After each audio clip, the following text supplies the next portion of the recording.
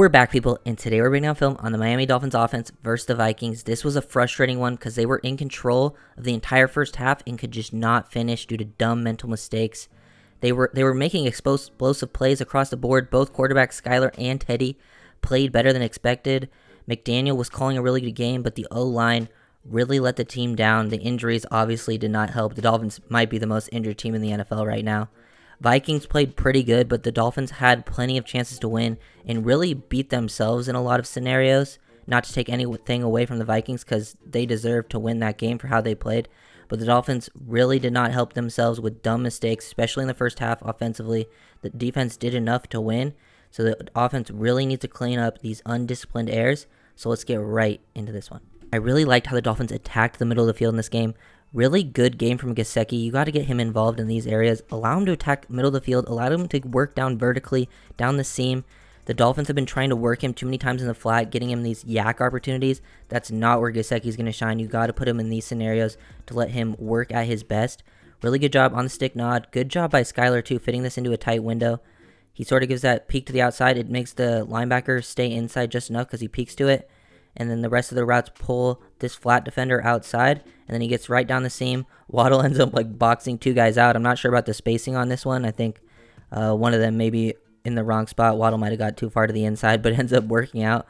And Skylar makes a nice layered throw here to get this ball over the linebacker, right into Gesicki's hand. This was probably one of Skylar's best plays, just accuracy-wise, because he had some other big plays, but the ball could have been placed a little bit better. So really liked how they used Gesicki in this game. They got to get him more involved in the middle of the field, down the seams, because when he's trying to just work to the out, work to the flat, he's really bad after the catch. But when you can let him run some routes, be manipulative, get down the seam, use his body over the middle of the field, he's going to make those plays. So really like this stuff from the offense because they were making big explosive plays all day.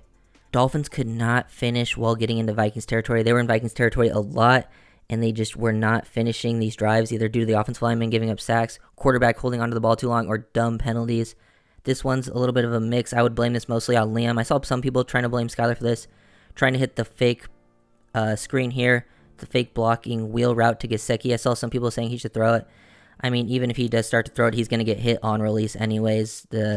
Liam just gets beat so badly here, and this is kind of like he had to throw it right now, and it would have to be on the back shoulder because this guy did not fall for it at all. So everything would have been perfect there from Skylar, and I'm not really expecting that from the 7th-round rookie. But just watch this from the other angle. Watch Liam Eichenberg here. Eichenberg is probably the weakest link on the Dolphins' offense right now. I mean, even with backups in, I think he's the weakest link, especially once they get Austin Jackson back and Teron Armstead. I won't be as worried about the offensive line, but Eichenberg just not recognizing the twist here, the looper coming around. He just gets onto the defense tackle. He needs to pass this off to Little. Once he passes it off to Little, he needs to get off, see the guy looping to the inside. He never sees it until he's already past him, just way too late processing this. And you can't do that because Eichenberg is a limited athlete. He's not that strong. Coming out of Notre Dame, he was supposed to be known for being, technically sound, being smart, but it just hasn't translated to the next level, and then these plays just kept getting killed. Wouldn't really blame that on the quarterbacks. It's more on Eichenberg right there. They had to be better communication. Obviously, it's the first time, you don't have Armstead next to you, so you're playing next to a different left tackle, so the communication's probably off, but you really, really got to be able to come off the loop there because it just kills a drive, 3rd and 9, and then takes them out of field goal range. First play of the next drive, Dolphins really going to their bread and butter. They have Hill on the motion, getting him working on a deep post. Tanner Connor clearing out on a deep cross. I think that's the best part of Tanner Connor's game is he's a very fast tight end. He does a really good job getting out there, clearing. I know he's had those 2 drops so far, but this is like their bread and butter. The play action creates a clean pocket, and then allows Skylar to hit the deep cross to Waddle over the middle of the field. Look at all the space. They're attacking cover 6. The Dolphins have faced a ton of cover 6. Like when I've been watching the film, cover 6, cover 4, teams are very afraid of their speed. They want to have as many guys as back as possible with Hill and Waddle on the field. And then this is how you attack it. You got to clear them out, get these guys behind, have a clean pocket just enough for the quarterback. I would like to see Skylar get this out a little bit sooner, maybe a little more better ball placement because Waddle kind of has to wait on it and then go up. Doesn't get an opportunity for the yards after catch. It's not that bad. I mean, I love the completion, but I think with Tua in the offense, you see the difference is Tua would have the ball out probably a bit earlier, hitting him in stride and allowing Waddle to work after the catch. And those hidden yardages can kind of change the game. Obviously, you love the 30 yards, but that 30 could have turned into, 45, 50 if you hit Waddle in stride with all that space because this offense really relies on yards after catch and these big opportunities down the field on these deep crosses. Love these types of concepts. Love how the Dolphins use the motion on these tosses right here. Now, when the Dolphins usually do this, a lot of the time they have Mostert cut it back up instantly, because when you're running the toss, the linebackers flow out. But this is kind of become a staple in the NFL with McDaniel, the Niners. So linebackers are knowing that this comeback could come, so they don't fly out right away. And then this motion right here, this momentum used against the edge here, knocks him out of the play, just creates this clear lane. Receiver gets just enough of the DB. Long goes out to get another DB, and it creates this lane for Mostert. So pretty good job up front. Really like this play call from McDaniel. And the O-line also does a pretty good job. Probably Eichenberg's best rep, actually squaring a guy up, getting his head across, and getting hands into chest of a D lineman. So you're going to take that at least. You got to give him credit on, one play at least right there. This right here, this drive was a heartbreaker for the team. They had so many penalties right here. They're starting 1st and 15. False start already happened. And then they get ineligible man downfield. And this is like one of their RPO they went to a lot last year. Tua ran this one a lot. So many big plays, getting them off the motion with a wheel, the flat, the slant concept, and then just puts so much pressure on that curl flat defender. And then once the corner goes in with Waddle right there, you're just reading this defender. If he stays down looking at Tyreek on the flat, you hit this. But just the biggest problem, the O-line stays on discipline, specifically Connor Williams. He gets hands on and climbs too early to the second level. You got to stay patient. If it's an RPO, you can't get upfield too quickly. The Dolphins have had so many ineligible man downfields this season, and it's off quick passes too. Like he doesn't really take much time. He makes a pretty quick read. Like it even happens a lot with Tua. When Tua doesn't hold on to the ball, he just gets the ball out quickly, and they'll still get ineligible man downfield. It's just undisciplined play that's really ruining the team, and then you take away a big play, and then it keeps happening play after play on this drive. And then the next play, now it's 1st and 20. And then they get holding again, going to 1st and 30. And this is a good play from Skyler, working off script. This is kind of the thing he brings that I like the most, his athleticism. Eichenberg gets beat. He escapes the pocket, and Eichenberg just tackles the guy. Didn't even probably need to do it. And then he hits Craycraft in stride. So good play from Skyler. Not a good play from Eichenberg. He just gets beat. You can see he lacks the anchor. He tries to reset his hand and just gets put straight into the face of Skyler, on a quick drop. And then once he's beat, he just needs to get out. And then Skyler probably gets out of this, but then Eichenberg slams him to the ground, choke slams him, and Skyler, they get the holding. Skyler makes a good play, and they get down inside the 5. Another big-time play taken back from the penalty. This is just so many points taken off the board. They don't even end up scoring on this drive after so many big plays. Now it's 1st and 30. This one, not a penalty. They get another big play, and they still don't end up scoring. 18 yards on 1st and 30 is great. Look at Waddle. You can't give Waddle, Tyreek this much space. They really need to let Waddle just run more routes like this because he is so explosive. I know he made the mistakes in this game. I saw people hating on him. Waddle will be just fine. I'm not worried about it. His mistakes were more physical in the moment. I can live with those, but these mental mistakes are just killing the Dolphins. Right here, they're running quarters. Safety's giving him this much cushion, and you allow Waddle this much space. Great job getting in out of the break so efficiently. He's just so good out of the top of his breaks like that. And Skyler, good job hitting him in stride with all that space. He recognizes it. Good processing from him. And you get, 18 yards, making it 2nd and 12. After a 1st and 30, you'll take that. But then they shoot themselves in the foot again. Then the next play, they get another solid gain, but it's taken back from an offensive pass interference. I really would blame Skyler on this one for just getting the ball out too late. He waits too long. Ingold actually doesn't really do anything wrong here. He does what he's supposed to because he's blocking on this play, the corner, and he takes his time, allows the corner to come to him before he initiates contact. Skyler's trying to see if the slant's going to be open to Waddle, but he should read that this linebacker has the leverage to take this away. This route is dead. This is gone. He should come off this and throw the ball down to Tyreek into the flat right now, knowing that Ingold is going to be blocking on the outside. And then once Peterson shoots downfield, Ingold then engages. It's been many seconds, but the ball's out too late, so then they get pass interference.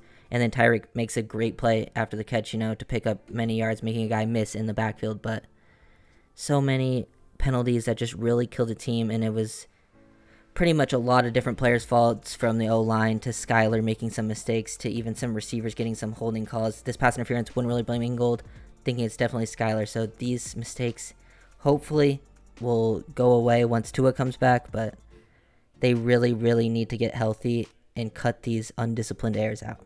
Then the next play, 2nd and 22, was a drop by Tanner Connor. Wasn't the best ball placement by Skylar. Hit the fingertips. Probably could have put it into his chest because he was open and could have picked up yards after catch. But Connor's got to hang on to those if he wants to get playing time because he is very explosive, and I think he would bring something to this offense. But with 2 drops on your first 2 pass attempts towards you, first 2 targets, not looking good. Now they're in 3rd and 22. They give the ball, quick screen to Waddle just to try to stay, in field goal range. Give your field goal kicker a chance, and then they get called for holding on the wide receivers. Just pretty much every play, either, a drop, a holding, so many mental mistakes. They called on Sherfield right there for no, even though it didn't really matter, he gets tackled. These pointless holding calls that don't change anything. They don't even help you get the extra yardage, and it's just so many mental mistakes. I mean, that one's kind of weak anyways, but he does hook him right there, holds the shoulder. You can't do that. Once the defender starts to move out, you got to let go, got to disengage, because that holding call is pointless. And now after the holding, they try to throw another screen to get into field goal range, and it's dropped by Tyreek. Just so many mistakes. Somehow they don't end up scoring on this drive. It's just crazy to me that after so many plays, getting down inside the 10, getting down inside the 5, you get up so many explosive plays, and then you just have 4 or 5 penalties, 1 drive. You have 2 drops. Pointless penalties too that really didn't matter, and mental mistakes on these penalties. The Dolphins team really was beating themselves in the first half because they were in control. They had the ball pretty much the entire time. The defense was shutting things down in the first half.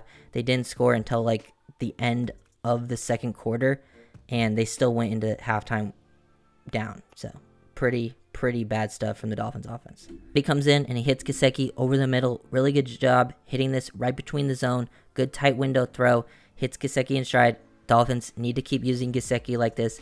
Don't have him in the block. Get him out in the slot. I mean, he can be lined up tight, but just getting him on these seam routes, these seam bender or slants or glances or whatever they are, hitting him. He knows to turn his head back around right after he crosses the linebacker's face. Really good timing. Good ball placement from Bridgewater right there. Everything that you want. This is something that Bridgewater does really well too, is getting these ball out quickly over the middle of the field. He can throw with some anticipation, but this is where you really miss Tua, because Tua does this very consistently, and without Tua in the game, the Dolphins the last 2 weeks have not been doing it as much. These hitting your receiver in stride, right in the chest, because they tried to throw these a few times and they just weren't working against the Jets, but it was much more effective against the Vikings, and they need this type of offense because it just fits the style across the board from their quarterback. The O-linemen don't have to block as long, and it just fits your receiver styles, getting them yards after catch, in stride, working downfield, and they're all good vertical threats too, and this makes the defense have to respect that and get downhill. But these drives just kept getting ruined after big plays from the offensive line, holding. I mean, right here, Little just gets beat instantly, takes one step, gets too wide, opens up. I mean, just look at his body lean, his foot, the base, way too close together, terrible footwork. Gets beat to the inside. He oversets, forces Bridgewater to, get into the other D lineman, going to the outside, looping around almost. But you just can't get beat to the inside that quickly. Wouldn't really blame Eichenberg on this one. I mean, even though his guy gets the hit, but this is all on Little, just losing instantly, oversetting, giving up all this space to the inside, and then bad footwork. Doesn't get that right foot back to the inside. You can't let the guy cross your face like that. And then these types of plays just ruin drives. Now you're in 3rd and long, and this is why the Dolphins do not get man coverage a lot against them. They usually, face those deep zones, cover 4, cover 6, cover 2, but they get the man coverage, cover 1, because you can't cover Tyreek Hill. Look at the effect that he has on the corner. Just makes him open up those hips, and Teddy just knows he has to throw it out there. I mean, Waddle also wins to this side too, running the same route. Not as much separation, but he was right there at the sticks too. But just look at this effect that what Hill's speed has, selling vertical, makes him open up the hips, and he gets out very efficiently. Good job by Teddy, getting it out quickly with timing, knowing Tyreek has all that space, just gets him that completion. And then after this, they get those big plays and then just miss a deep field goal because of, not the best decision making from Teddy and the O-lineman not making some great plays. Okay, 3, 2, 1. Dolphins try to take a chance here right before half to get down the field. They have some timeouts, and then the unfortunate Jalen Waddle drop that led to the interception gave the Vikings an extra 3 points. These just mistakes kept happening. Dolphins were not helping themselves, in this game at all. And, I felt a little bad for Waddle because he definitely looked hurt about the mistakes he made after this game. But he's a big-time player. I mean, the 3 wins probably don't happen this season without Waddle because he made the biggest plays for the offense in all 3 of those games. The big touchdown versus the Patriots, the game winner versus the Ravens, and then the big 40-yard bomb against the Bills that led to the game-winning touchdown. So Waddle is definitely important. This was actually a really good read from Bridgewater, throwing this to the middle of the field, sees this space opening up. Really good timing, throwing this when he's still behind the linebacker, so good anticipation. And good job, like right here, everything's good by Waddle, getting his head back around, knowing the soft spots here, and the ball goes on the back shoulder, and he just doesn't look it all the way in, loses it, and then leads to the interception. Just needs to show us a little more concentration at the catch point here. And I think he lets the ball get into his chest a little too much as a receiver. That will lead to some of these drops over the middle of the field. Because like everything leading up to it, the process of it, Teddy making the read, Waddle slowing down his route, finding the soft spot in the zone, attacking, the quarters coverage again, and it just turns into the interception. So really unfortunate stuff here for the team. And then these early drives of the second half, the Dolphins went like 3 and out. Those first 2 drives of the second half, it took Teddy a little bit to get going. This play didn't help. They targeted Waddle 3 times on this drive right here. And the first one, nothing really you can do. Teddy was just kind of getting away from it. And this ball is just behind Waddle. They have the leverage advantage that they want. Peterson is supposed to match Waddle to the inside. He has all this inside track. He's already won the battle. Gets to the inside. No help to the middle. The ball just needs to put out in front of Waddle, and he just puts it on the back shoulder. Allows Peterson to make a play at the catch point. We can see it better from the other side, but just can't be missing these opportunities. This type of stuff that the Dolphins need to with, because he is very accurate at this part of the field. Teddy just doesn't really get lined up, doesn't really step into it. He throws off balance a little bit right there, and that leads to the ball floating behind him, gives Peterson a chance to make a play. Too many of these plays left on the field, and then the next play was broken down, 3rd and 10. Teddy had to scramble. He gets Waddle to the outside. Waddle catches it, but gets hit, so we can't get the second foot inbound. Just unfortunate plays that just really, really ruined these drives, and they never had a chance to build any momentum. Okay, 3, 2, 1. This is just the Tyreek Hill effect, running the deep comeback against cover 6 off the play action. Even though Teddy's getting hit, just look at the effect that Tyreek Hill has on the safety. Also, the Dolphins need to block this up better. They're having everyone into block, and they just leave 93 unblocked. I think Hunter Long was supposed to be responsible for this, but he comes out to block where Alec Ingold is also blocking. So it just leaves a free man unblocked. But look at the effect, how good Tyreek Hill is. He just gets straight to his route, avoids being rerouted, dips those shoulders to avoid the reroute, and then works just upfield enough vertically and gets to DB, the safety, to open up his hips when he's like 8 yards away from Tyreek, and then get out, to the deep comeback or deep out route, whatever you want to call it. And Teddy just sees all that space, knows he doesn't have to make a perfect throw while under pressure because Tyreek Hill is going to be open in that area, and Tyreek Hill just catches it, gets his feet in bounds, gets the knee in bounds, 2 feet. 1 knee equals 2 feet, so really good job from Tyreek. He really took over this game, especially in the second half. Waddle obviously had the 2 mistakes, but also had like 120-something yards, and then Tyreek just exploded. He can really, really take advantage of this. And then once Tua comes back, Tyreek Hill, Jalen Waddle, they're still leading the categories as a duo in a lot of receiving stats. I think this offense will be dangerous if they just clean up those little mistakes. They're very close to winning a lot of these games. It's just mental errors, and those are things that you can fix. And I really think this Dolphins offense will be special once Tua returns. And then right after that big time play to Tyreek, they just come out and get sacked. And this one on Hunter Long again. Honestly, I think Durham Smythe is pretty important to the offense because he's got sure hands. And while he's not the most dominant blocker, he's consistent. He understands his job. Like Hunter Long, Tanner Connor making some mistakes here, just showing off their youth.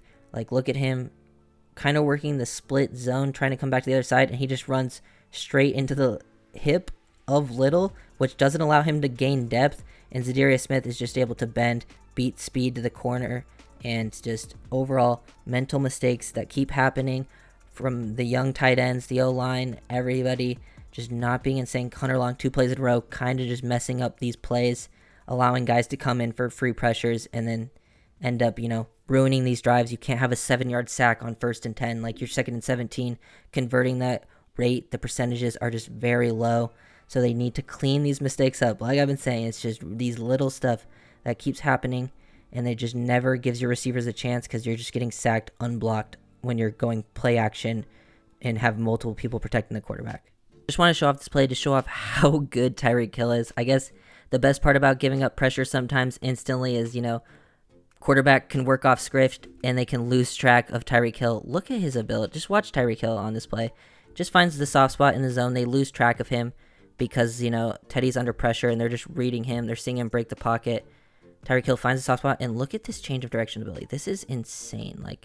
Catches it, works back, and off the hop, he's already changing direction, flipping those hips upfield, and then the acceleration. He is so special. Him and Waddle, once Tua is back, I don't think people realize how important Tua is to the offense, because with Tyreek, with Waddle, when you have Gesicki having games like he does today, or, when he did against the Ravens, this offense is one of the most explosive in the league. Right after the Chiefs and the Bills, the Dolphins are in that conversation for being one of the better offenses after those two teams, because they have the weapons and Tua just makes this offense click, and McDaniel is a very, very good play caller. Just really impressive stuff here. They try to, get the pull across from Hunt to get over to Zadarius Smith, but he's just a little too late. Mostert, they do just enough to get him wide enough, and Bridgewater makes a good play, escaping from the pocket and delivering the ball to Hill. But just that hip flexibility to flip your hips like that and then re-accelerate, the start-stop, just special. There's no other player in the league who can move like that. Waddle would make a really explosive play in that area, but it's just no one can do what he just did. Figure I should get 1 touchdown in here to Gesicki. We won't watch the gritty. Really good read from Teddy. Just reading the defenders. These snaps, Connor Williams really does have to work on his snaps, by the way, because this can just throw off a timing. It doesn't throw it off here, but you get Waddle in the backfield. I like this concept. So everyone's sort of focused on this play to the flat. Look at this linebacker, super focused on Waddle, gets widened too much. Teddy is reading that, and he's throwing this ball, and then once he's about to pass 54, Gesicki, great job sitting in this window, finding this really, really good play from the offense overall. Love the play design. You get Waddle in the backfield, and they think the ball is going to be designed to him. He's just going to the flat, taking multiple defenders out of the play right here. This guy, both good and gone. Kendricks gets too wide. You sit in the soft spot of the zone. Really good job. And then hopefully it cuts off right before we have to see the gritty. Thank God. I'm just kidding. Gesicki, these gritty. It's honestly funny what it's turned into, because, they're not the best. They're not. But let's see if we can see it for this angle. Oh, yeah. There we go, Gesicki. Get it. Okay. So, yeah, really good play from the offense there. Different variations of this play. The Dolphins have run a lot this season. The jet motion in the backfield. You get everyone working off the jet motion, basically turning into the wheel. And then the number 1 on this side of the field, Tyreek, goes like he's going to break to the inside. They either run the deep post, a deep cross, or they just sit on the curl. The safety's already opened up his hips, seeing that Hill's getting that free release, working vertically. They really don't want to get beat over the top. Just look at the effect Hill has on the defense. He finds the soft spot. Really good timing and anticipation throw from Bridgewater, and good job layering this over the linebacker here, because the play action pulls the 54 in just enough, and he puts in the touch over the top. They also add a little wrinkle this time with Waddle being in the slot and sneaking him back underneath to the opposite side. Not one they've done before, so maybe, next time, or this becomes an option if they don't see him sneaking back.